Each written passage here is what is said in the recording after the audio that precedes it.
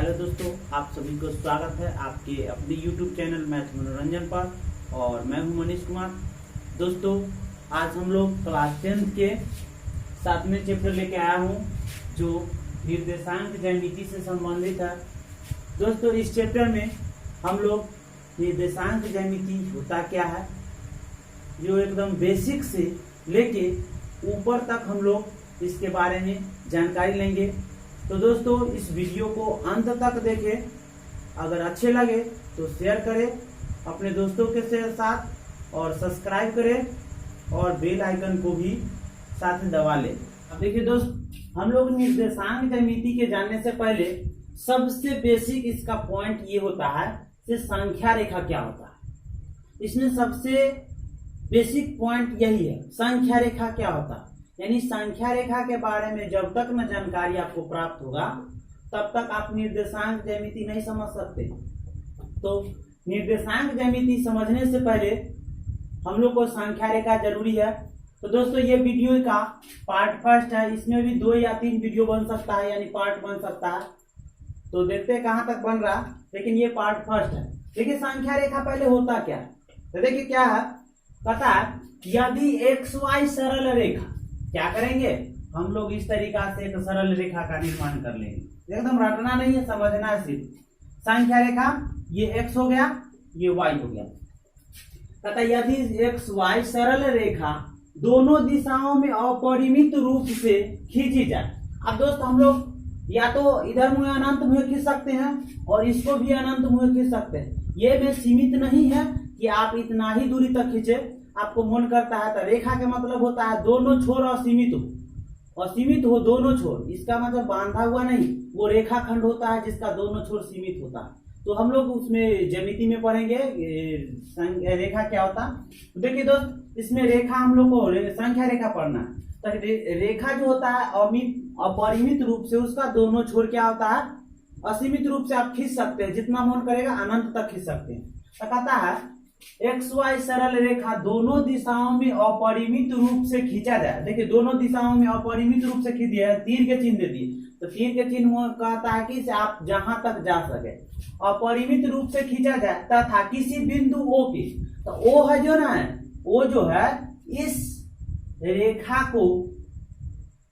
रेखा के ठीक बीच में मानेंगे, ठीक है। और दिशा का निर्धारण भी इसी O बिंदु से ही होगा, ठीक है। यानी संख्या रेखा में हम लोग दिशा का निर्धारण भी इसी O बिंदु से करते हैं, ठीक है। तो क्या कहता है, किसी O बिंदु के दाएं एवं बाएं निश्चित दूरी पर, निश्चित दूरी के मतलब आपका मन करता है तो आप इसका इकाई 5 इकाई भी ले सकते हैं। तो अगला अगर ये 5 होगा तो हम लोग 1 2 ले चलते हैं, 1 2। फिर क्या कहता है, दाएं एवं बाएं निश्चित दूरी पर जो इकाई दूरी पर रहते हैं। इकाई दूरी के मतलब समान दूरी पर। समान दूरी के मतलब जितना गैपिंग इसके बीच होगा उतना ही गैपिंग इसके बीच होना चाहिए, उतना ही बीच आगे भी होना चाहिए, उतना ही बीच आगे होना चाहिए। यानी बीच का जो गैपिंग होगा वो समान होना चाहिए। इसी को हम लोग कहते हैं इकाई दूरी पर, जो पर क्रमशः धनात्मक पूर्णांक एवं ऋणात्मक पूर्णांक। अब हम लोग जानते हैं पूर्णांक 2 प्रकार के होता है, एक धनात्मक पूर्णांक, एक ऋणात्मक पूर्णांक। तो धनात्मक पूर्णांक जो होता है वो प्लस में लिखा जाता है, नहीं +1 2 3 4 5।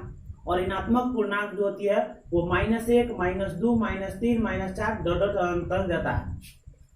तो क्या कहा, दाएं के कौन पूर्णांक को रखना है, धनात्मक पूर्णांक। तो धनात्मक पूर्णांक 1 2 3 4 डॉट आगे भी रख सकते हैं। तथा ऋणात्मक पूर्णांक यानी इस O के बाईं ओर जो रखेंगे वो ऋणात्मक पूर्णांक हम लोग को रखना है। क्या रखना है, ऋणात्मक पूर्णांक रखना है। यानी इस O के दाईं ओर जो रखेंगे, दाईं ओर वो धनात्मक पूर्णांक रखेंगे और बाईं ओर जो होगा वो ऋणात्मक पूर्णांक रखा जाए। तो ऐसी जो रेखा ये बनकर तैयार हो गया ना, इसी को क्या कहेंगे, संख्या रेखा कहते हैं, संख्या रेखा कहते हैं, ठीक है। और जिस बिंदु से दिशा का निर्धारण होता है, जिस बिंदु से दिशा का निर्धारण होता है उस बिंदु को हम लोग संख्या रेखा का मूल बिंदु कहते हैं, ठीक है। जिस बिंदु से दिशा का निर्धारण होता है उस बिंदु को हम लोग मूल बिंदु कहेंगे, ठीक है। और संख्या रेखा में दिशा का निर्धारण जो होता है यही मूल बिंदु ओ से होता है कि इधर से कितना दूरी आप चले हैं, प्लस में चले कि माइनस में चले। तो प्लस में चलिएगा तो आगे की ओर चलिएगा, माइनस में चलिएगा तो पीछे की ओर चलिएगा। अब अगला देखिए दोस्तों क्या है, निर्देशांक किसको कहते हैं। ये निर्देशांक, क्योंकि हम लोग को तो निर्देशांक ना पढ़ना, ठीक है। तो निर्देशांक क्या होता है, तो मूल बिंदु ओ से गुजरने वाले लंबवत रेखाएं एक्स ओ एक्स डैश तथा वाई ओ वाई डैश। देखिए ये दो संख्या रेखा लेना है, एक इसको लिख देंगे एक्स, यहाँ पर ओ, ये एक्स डैश, और दूसरा वाई ओ वाई डैश को निर्देशांक अक्ष कहते हैं। अति लंबवत गुजरने वाली, तो लंबवत गुजरने वाली ना एक दूसरे के लंबवत होगा, यानी 90 डिग्री के कोण पर होगा, इस तरीका से इसको कहेंगे वाई ओ वाई डैश। अब देखिए दोस्त क्या कहता है, मूल बिंदु ओ से गुजरने वाली लंबवत रेखाएं, देखिएगा एक लंबवत एक्स ओ एक्स डैश और एक वाई ओ वाई डैश लंबवत, ये 90 डिग्री के कोण पर हमेशा रहता है। लंबवत एक्स ओ एक्स डैश तथा वाई ओ वाई डैश को निर्देशांक अक्ष कहते हैं। ये जो बना ये सब क्या हुआ, अक्ष हो गया। आगे चलकर यही चलेगा तो एक्स अक्ष बनेगा और ये वाई अक्ष बनेगा। तो आगे की बात है, निर्देशांक अक्ष कहते हैं तथा इस अक्ष पर जिस बिंदु को हम लोग दर्शाएंगे ना, इस अक्ष पर जो बिंदु को दर्शाएंगे वो बिंदु क्या कहलाएगा, निर्देशांक कहलाएगा, ठीक है। इस अक्ष पर जिस बिंदु को हम लोग दर्शाएंगे, जैसे मान लेते हैं यहाँ पर P है, ठीक है। तो ये P है, तो यहाँ से कितना दूरी पर है और यहाँ से कितना दूरी पर, यही जो बनेगा ना P, ये क्या बनेगा, तो निर्देशांक बनेगा।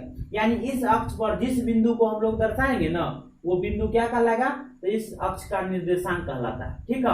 और निर्देशांक को हमेशा युग्म में लिखा जाता है, तो वो कौन सा युग्म है, तो एक्स और वाई। अब एक्स को क्या कहते हैं, तो इसको कहते हैं एक्स निर्देशांक और इसको कहते हैं वाई निर्देशांक, ठीक है। इसको कहते हैं एक्स निर्देशांक और इसको कहते हैं वाई निर्देशांक। अब देखिए एक्स निर्देशांक का वाई निर्देशांक कैसे होता है। अब देखिए दोस्त हम लोग ये जाने से एक्स अक्ष किसको कहते हैं और वाई अक्ष किसको कहते हैं, सबसे पहले यही जानना जरूरी है। तो देखिए दोस्त एक्स अक्ष किसको कहते हैं और वाई अक्ष किसको कहते हैं। तो देखिए एक्स ओ एक्स डैश, यानी एक्स ओ एक्स डैश को क्या कहा जाता है, एक्स अक्ष कहा जाता है, एक्स एक्सिस कहा जाता है, यानी इसको हम लोग कह देंगे एक्स अक्ष, ठीक है। और फिर क्या कहते हैं, तो Y O Y dash, Y O Y dash, यानी Y O Y dash, Y और वाई डैश को क्या कहते हैं, को वाई अक्ष कहा जाता है। देखिए क्या कहता है, तो एक्स ओ एक्स डैश को एक्स अक्ष कहेंगे और वाई ओ वाई डैश को वाई अक्ष कहेंगे। अगला जानना है कि एक्स निर्देशांक कौन होता है और वाई निर्देशांक कौन होता है, ठीक है। एक्स निर्देशांक का अन्य नाम भुज होता है और वाई निर्देशांक का दूसरा नाम कोटि होता है। तो ये हम लोग देखते हैं किसको कहते हैं, एक्स निर्देशांक और वाई निर्देशांक। तो देखिए एक्स निर्देशांक किसको कहते हैं, तो एक्स निर्देशांक जो होता है वाई अक्ष से दूरी को हम लोग मापेंगे, वाई अक्ष से जो दूरी को मापेंगे, दूरी को इधर मापेंगे, तो वाई अक्ष ये है मेरा, तो दूरी मापेंगे या तो इधर आना तो इधर, या तो इधर आना तो इधर, यही ना माप सकते हैं। तो देखिए एक्स निर्देशांक क्या होता है, किसी बिंदु की वाई अक्ष से दूरी, किसी बिंदु की वाई अक्ष से दूरी, उस बिंदु का, किसी बिंदु की वाई अक्ष से दूरी, किसी बिंदु की वाई अक्ष से दूरी, उस बिंदु का एक्स निर्देशांक कहते हैं, ठीक है।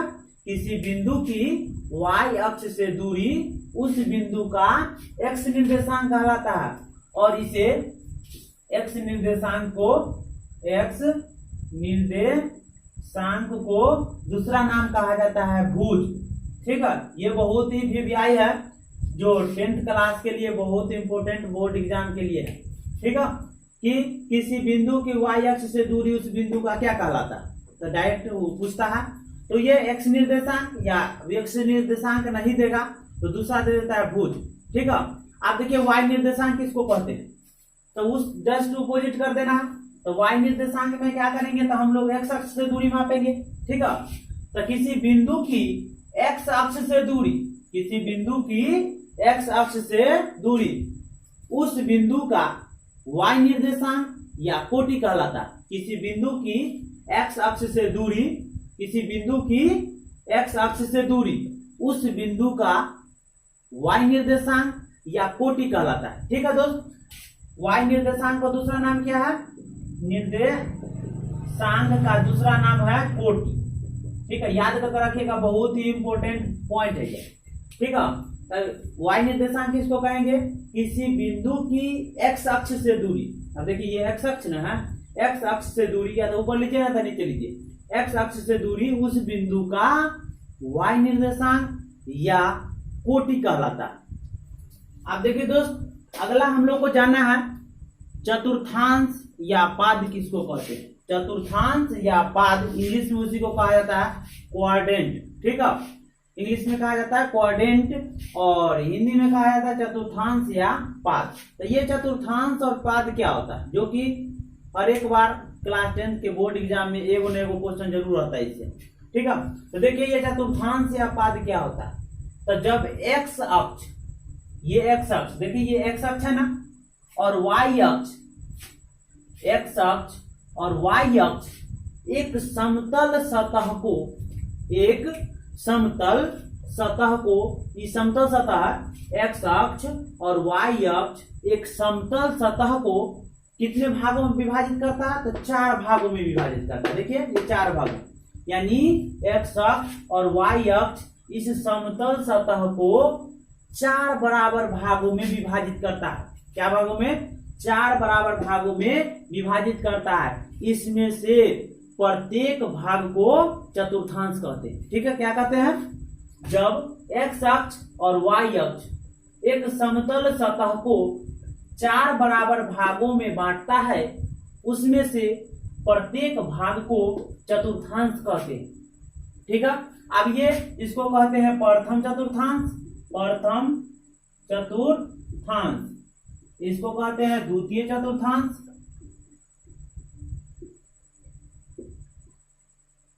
द्वितीय चतुर्थांश, इसको कहते हैं तृतीय चतुर्थांश, इसको कहते हैं चतुर्थ चतुर्थांश, चतुर्थ चतुर्थांश। अब देखिए सबसे बड़ा पॉइंट ये है कि देखिए तो हम लोग ये x अक्ष है और ये y अक्ष है। अब ये देखिए तो दोस्त x अक्ष कहाँ से आया, y अक्ष कहाँ से, ये संख्या ही रेखा है। ठीक है, जो हम लोग पहले देखे संख्या रेखा, और संख्या रेखा पर जब इस मूल बिंदु से दाएं की ओर जाएंगे तो धनात्मक होता है, यानी प्लस का चिन्ह। क्या होता है, जब मूल बिंदु से दाएं की ओर जाएंगे तो धनात्मक, उसी तरीका से जब ऊपर जाएंगे तब भी धनात्मक, अब जब मूल बिंदु से बाईं की ओर आएंगे तो ऋणात्मक चिन्ह होगा, और इधर नीचे की ओर आएंगे तब भी ऋणात्मक चिन्ह होगा। तो सबसे बड़ा पॉइंट इसमें यह होता है कि प्रथम चतुर्थांश का निर्देशांक किस में होता है। ठीक है, प्लस में होता है कि प्लस में होता है कि प्लस माइनस में होता है कि माइनस प्लस में होता है कि माइनस माइनस में। यही मेन एग्जाम में पूछता है क्वेश्चन। तो देखिए दोस्त, रटा नहीं मारना, इसको एकदम सिंपल वे में समझना है, जो कि जिंदगी भर आपको याद रहेगा। देखिए तो ये x अक्ष क्या है, ये जो चतुर्थांश बना है किससे बना हुआ है, तो x अक्ष धनात्मक से और y अक्ष धनात्मक से। क्या चीज बना है, x अक्ष धनात्मक से और y अक्ष धनात्मक से बना है। तो देखिए तो हम लोग निर्देशांक का भी तनका देखे हैं पहले से, निर्देशांक को हमेशा x, y के रूप में लिखा जाता है। ठीक है, निर्देशांक को हमेशा x और y के रूप में लिखा जाता है। तो क्या करेंगे, इसमें x भी क्या है, प्लस है, x भी प्लस है और y भी प्लस है। तो प्रथम चतुर्थांश का नियामक क्या बनेगा, तो इसमें जितना भी मान आएगा वो प्लस में ही रहेगा, यानी x का मान भी प्लस और y का मान भी प्लस रहेगा। अब देखिए द्वितीय चतुर्थांश किस किस से भिन्न बना, तो ये x डैश से और प्लस वाला x y से, ठीक है। ये माइनस से यानी x माइनस है और y क्या है, प्लस है। यानी द्वितीय चतुर्थांश का जो होगा नियामक बनेगा वो x निर्देशांक जो होगा वो माइनस में होगा और y निर्देशांक जो होगा वो प्लस में होगा। अब देखिए तृतीय चतुर्थांश का, तो तृतीय चतुर्थांश जो है ये भी माइनस से है और माइनस से मिलकर बना हुआ, क्या चीज से, तो x अक्ष भी माइनस में और y अक्ष भी माइनस में है। इसका मतलब है इसका चतुर्थांश जो होगा दोनों क्या चिन्ह होगा, माइनस में होगा। क्यों, क्योंकि x अक्ष भी माइनस में है और y अक्ष भी माइनस में है, इसीलिए निर्देशांक यानी x निर्देशांक भी माइनस में होगा और y भी निर्देशांक माइनस में होगा। तो जब x और y दोनों माइनस में हो तो कौन चतुर्थांश में होगा, तो द्वितीय चतुर्थांश में होगा। अब देखिए चतुर्थ चतुर्थांश क्या होगा, तो देखिए तो x अक्ष क्या है जी, तो x अक्ष जो प्लस में है और y अक्ष क्या चीज है, माइनस में। तो जो इसका चतुर्थांश क्या बनेगा, तो प्लस कॉमा माइनस। क्यों, क्योंकि हम लोग निर्देशांक को हमेशा x कॉमा y यानी पहला x अक्ष लिखा था उसके बाद y अक्ष लिखा, यानी x निर्देशांक तब y निर्देशांक। तो x निर्देशांक मेरा प्लस में है तो प्लस में रख दिए और y निर्देशांक माइनस में है तो माइनस में रख दिए।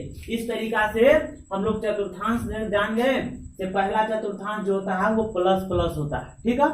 दूसरा चतुर्थांश जो होता है वो माइनस प्लस होता है, तीसरा चतुर्थांश जो होता है वो माइनस माइनस होता है और चौथा चतुर्थांश जो होता है वो प्लस माइनस होता है। तो इस तरीके का क्वेश्चन देखिए इसमें कैसे पूछेगा, जैसे कहेगा कि तो बताइए 2,3 किस चतुर्थांश में, डायरेक्ट ऐसा ही पूछता है क्वेश्चन, 2,3 किस चतुर्थांश में। तो देखिए दोस्त हम लोग को अंक से मतलब नहीं है, इसके आगे चिन्ह से मतलब है, चिन्ह क्या लगा हुआ, ठीक है।